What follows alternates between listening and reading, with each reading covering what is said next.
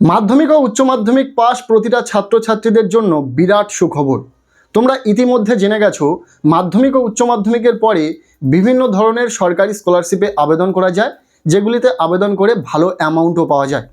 তবে আজকের এই ভিডিওতে সেই বিষয়ে কথা বলছি না। রাজ্য সরকার তোমাদেরকে যে স্কলারশিপগুলো দিচ্ছে সেগুলোর বিষয়ে বলবো না, আমরা বলবো কেন্দ্রীয় সরকারের দেওয়া যে সমস্ত স্কলারশিপ রয়েছে যেগুলিতে ছাত্রছাত্রীরা আবেদন করে ভালো অ্যামাউন্ট পাবে। এখানে একটা কথা বলে রাখি, কেন্দ্রীয় সরকারের দেওয়া সমস্ত স্কলারশিপ স্কিম একটি পোর্টালের মধ্যে রয়েছে। পোর্টালটির নাম হলো এনএসপি, অর্থাৎ ন্যাশনাল স্কলারশিপ। এই ন্যাশনাল স্কলারশিপ পোর্টালের মধ্যে রয়েছে বিভিন্ন টাইপের স্কলারশিপ স্কিম, যেখানে প্রতিটা ছাত্রছাত্রী আবেদন করতে পারে। তুমি মাধ্যমিক বা উচ্চ মাধ্যমিক পরীক্ষাতে কম নাম্বার নিয়ে পাশ করেছো, তুমিও আবেদন করতে পারবে, বা যারা বেশি নাম্বার পেয়ে পাশ করেছে তারাও আবেদন করতে পারবে। তবে যারা বেশি নাম্বার পেয়ে মাধ্যমিক বা উচ্চ মাধ্যমিক পাশ করেছে তাদের জন্য ভালো অ্যামাউন্টের স্কলারশিপ অপেক্ষা করছে। তবে যারা একটু কম নাম্বার পেয়ে মাধ্যমিক বা উচ্চ মাধ্যমিক পাশ করেছে তারাও স্কলারশিপ পাবে, তবে তাদের অ্যামাউন্টটা একটু কম দেওয়া হবে। এই প্রতিটা স্কলারশিপ স্কিম রয়েছে এনএসপির মধ্যে। এনএসপি একটি পোর্টাল, আমরা অনস্ক্রিনে সমস্ত বিষয়টা ভালোভাবে বুঝিয়ে দিচ্ছি।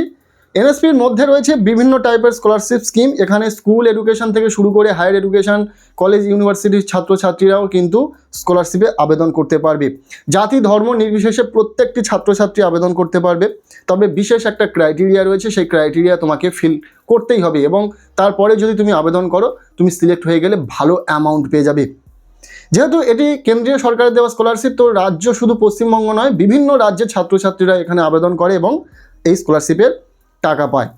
আমরা আজকের এই ভিডিওতে যে স্কিমগুলো রয়েছে সেই প্রতিটা স্কিম নিয়ে আলোচনা করতে যাচ্ছি না। আমরা আলোচনা করব একটি স্কিম, সেটা হচ্ছে সেন্ট্রাল সেক্টর স্কিম। এটি রয়েছে ডিপার্টমেন্ট অফ হায়ার এডুকেশনের তরফে। যারা উচ্চ মাধ্যমিক পাস করেছো তোমাদের জন্য, উচ্চ মাধ্যমিক পাশের পর তুমি যেই কোর্সে অ্যাডমিশন নাও না কেন, তুমি যেই ডিগ্রি কোর্সে অ্যাডমিশন নাও না কেন, তোমরা প্রত্যেকেই কিন্তু এই স্কলারশিপ স্কিমে আবেদন করতে পারবে। পাশাপাশি পোস্ট গ্র্যাজুয়েশন যারা করবে তারাও কিন্তু এই স্কলারশিপ স্কিমটিতে আবেদন করতে পারবে। এই সেন্ট্রাল সেক্টর স্কলারশিপে কারা কারা আবেদন করতে পারবে, এলিজিবিলিটি ক্রাইটেরিয়া কী রয়েছে, কী কী ডকুমেন্টস লাগবে এবং কত টাকা পাওয়া যাবে, প্রত্যেকটি বিষয় কিন্তু পুঙ্খানুপুঙ্খ জেনে নেব। এই স্কলারশিপে কিন্তু 1 বছর টাকা দেওয়া হবে না। তুমি যে ক বছর পড়াশোনা করবে, তুমি যদি উচ্চ মাধ্যমিকের পরে আন্ডার গ্র্যাজুয়েশন করো, যে ক বছরের কোর্স থাকবে তোমার, সেই ক বছরই কিন্তু এই স্কলারশিপ থেকে টাকা পাওয়া যাবে। খুব ভালো দিক, এই স্কলারশিপ এমন একটি বড় স্কলারশিপ, তুমি যে বোর্ডের আন্ডারে পরীক্ষা দিয়েছো সেই বোর্ড থেকে সরাসরি কিন্তু জানিয়ে দেওয়া হয় ছাত্রছাত্রীদেরকে। কিভাবে জানিয়ে দেওয়া হয় সেটা আমি ভিডিওতে বলছি। প্রথমে আসি এই স্কলারশিপে কারা কারা আবেদন করতে পারবে। যারা উচ্চ মাধ্যমিক পাস করেছো, বিশেষত তোমাদের জন্য এই ভিডিও। তো উচ্চ মাধ্যমিক পাস করার পর যে কোনো স্বীকৃত কলেজ ও বিশ্ববিদ্যালয়ে রেগুলার কোর্সে তোমাদেরকে ভর্তি হয়ে থাকতে হবে।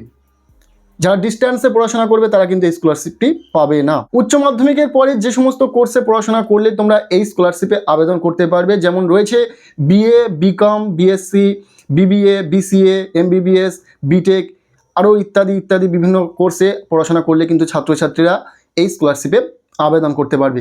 প্রথমে এই বিষয়টা ক্লিয়ার করে দিলাম। তোমরা যারা রেগুলার কোর্সে পড়াশোনা করবে তোমরা প্রত্যেকেই এই স্কলারশিপে আবেদন করতে পারছো। যারা ডিস্ট্যান্সে পড়াশোনা করবে, অর্থাৎ ওপেন ইউনিভার্সিটি বা ওপেন কিছু পড়াশোনা করবে, তারা কিন্তু এই স্কলারশিপে আবেদন করতে পারবে না। এরপর আসি দ্বিতীয় যে ক্রাইটেরিয়া রয়েছে, পারিবারিক আয়। এই স্কলারশিপে আবেদন করার জন্য পারিবারিক বাৎসরিক আয় থাকতে হবে 8 লক্ষ টাকার নিচে। এটা অফিসিয়াল গাইডলাইন। তবে তোমাদের যাদের পারিবারিক আয় 4.5 লক্ষ, অর্থাৎ 4,50,000 টাকার নিচে রয়েছে পারিবারিক বাৎসরিক আয়, সেক্ষেত্রে তোমরা কিন্তু প্রত্যেকেই এই স্কলারশিপে আবেদন করে টাকা পাবে। ঠিক আছে, অর্থাৎ এই স্কলারশিপটি দরিদ্র মেধাবী ছাত্রছাত্রীদের জন্য 4.5 লক্ষ টাকার মধ্যে তোমাদের পারিবারিক আয় হয়ে থাকতে হবে।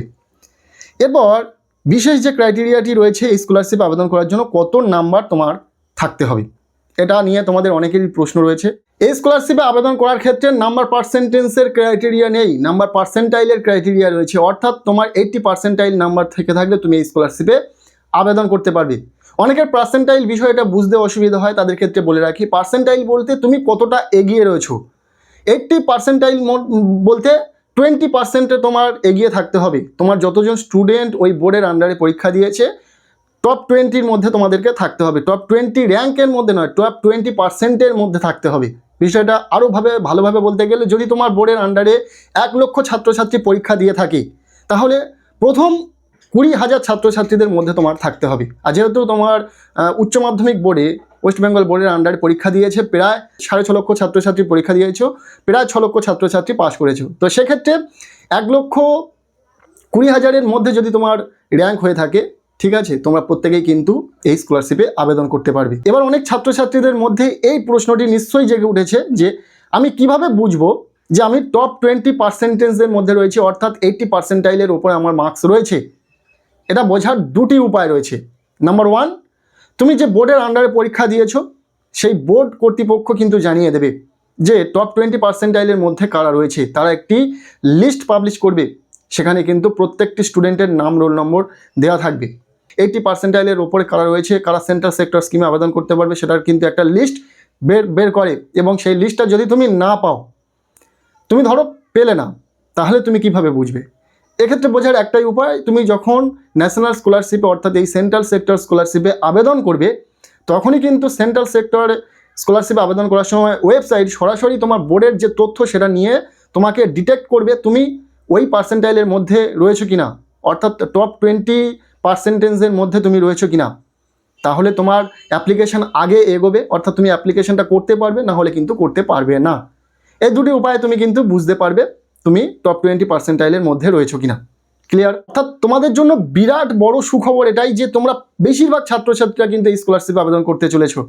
তোমাদের যদি 6 লক্ষের কাছাকাছি ছাত্রছাত্রীরা উচ্চ মাধ্যমিক পাশ করে থাকে ওয়েস্ট বেঙ্গল বোর্ডের, তাহলে সেখানে প্রায় 1,20,000 ছাত্রছাত্রীরা কিন্তু এই স্কলারশিপের জন্য যোগ্য বা এই স্কলারশিপে আবেদন করতে পারবে। তার মধ্যে তুমি নিশ্চয়ই রয়েছো। আশা করছি এলিজিবিলিটি ক্রাইটেরিয়া কী কী রয়েছে তোমরা বুঝে গেলে, কারা কারা আবেদন করতে পারবে, বার্ষিক কত আয় থাকতে হবে, কত নাম্বার পার্সেন্টাইল থাকলে তোমরা আবেদন করতে পারবে, পুরো বিষয়টা তোমাদের কাছে ক্লিয়ার। এবার আমরা কথা বলবো যে এই স্কলারশিপে আবেদন করার জন্য কী কী ডকুমেন্টসের প্রয়োজন রয়েছে। তারপর আমরা কথা বলে দেবো যে স্কলারশিপ থেকে তুমি কত টাকা পাবে তোমার কোর্স অনুযায়ী। যে ডকুমেন্টসগুলি তোমাদেরকে এই মুহূর্তে রেডি করে রাখতে হবে, নাম্বার 1 আধার কার্ড, নাম্বার 2 ব্যাঙ্ক পাসবুক, অর্থাৎ যে তোমার নিজস্ব একটা ব্যাঙ্ক পাসবুক থাকতে হবে যেখানে ব্যাঙ্ক অ্যাকাউন্টের সঙ্গে তোমার আধার লিঙ্ক থাকতে হবে, অর্থাৎ আধার সিডিং হয়ে থাকতে হবে। ডিবিটি লিঙ্কের মাধ্যমে কিন্তু ন্যাশনাল স্কলারশিপের টাকা দেওয়া হয়। এরপর তোমাদের নাম্বার 3 যেটা বলা হচ্ছে উচ্চ মাধ্যমিকের মার্কশিট, পাশাপাশি ইনকাম সার্টিফিকেট দিতে হবে। তোমার অ্যানুয়াল ইনকাম কী রয়েছে তার উপর ভিত্তি করে কিন্তু ইনকাম সার্টিফিকেটটি থাকবে। তবে এই ইনকাম সার্টিফিকেটের বিষয়ে একটি বিশেষ গাইডলাইন রয়েছে। তোমরা কোথা থেকে ইনকাম সার্টিফিকেট ইস্যু করালে, কোন অথরিটি থেকে ইনকাম সার্টিফিকেট ইস্যু করালে সেটা এই স্কলারশিপের জন্য প্রযোজ্য হবে, সেটা কিন্তু গাইডলাইনে বলা রয়েছে, তোমরা একটু দেখে নিও।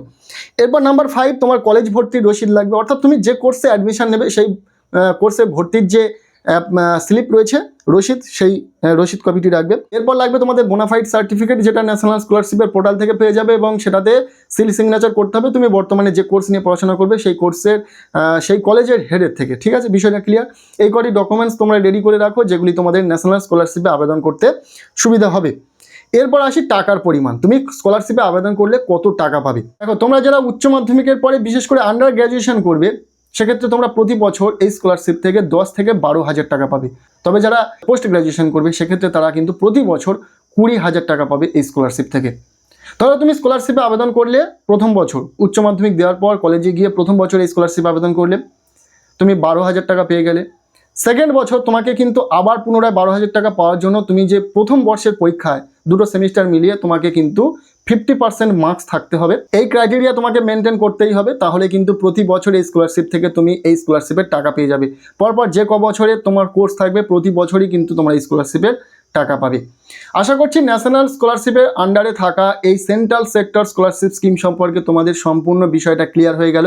কারা কারা আবেদন করতে পারবে, কিভাবে আবেদন করবে সেটা বলে দিই। ন্যাশনাল স্কলারশিপের অফিসিয়াল পোর্টাল থেকে তোমাদেরকে আবেদন করতে হবে। যখনই আবেদন শুরু হয়ে যাবে 2026-27 শিক্ষাবর্ষের জন্য আমরা কিন্তু ভিডিও দিয়ে দেবো কিভাবে আবেদন করবে, তার উপর কিন্তু ভিডিও থাকবে। আজকের এই ভিডিওটি ভালো লেগে থাকলে লাইক করে দাও, চ্যানেলে নতুন হলে চ্যানেলটিকে সাবস্ক্রাইব করে রাখো, আর পারলে ভিডিওটি বন্ধুদের সাথে প্রচুর শেয়ার করে দাও।